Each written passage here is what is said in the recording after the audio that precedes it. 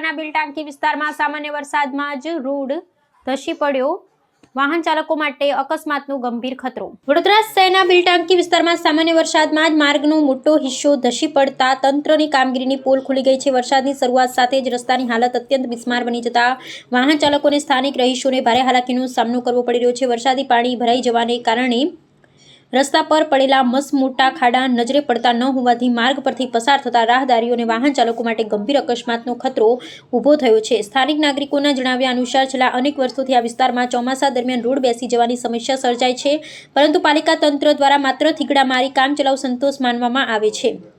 તંત્રની આ નિષ્ફળતાના પગલે લોકોમાં ભારે રોષ છે। નાગરિકોનો સીધો આક્ષેપ છે કે પ્રજા પાસેથી વસૂલવામાં આવતા લાખો રૂપિયાના ટેક્સના નાણાંનો યોગ્ય અને ગુણવત્તાયુક્ત માળખાકીય વિકાસ માટે સદુપયોગ કરવામાં આવતો નથી, જેના પરિણામે પ્રજાએ દર વર્ષે આ જ યાતના ભોગવવી પડે છે।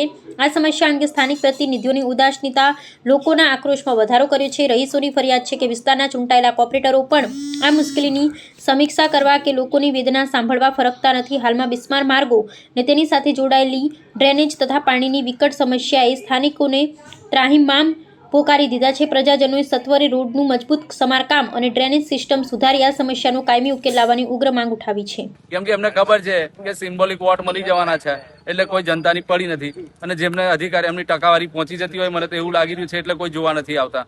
નેતાઓ બી એવા, પછી આપણા અધિકારીઓ બી એવા।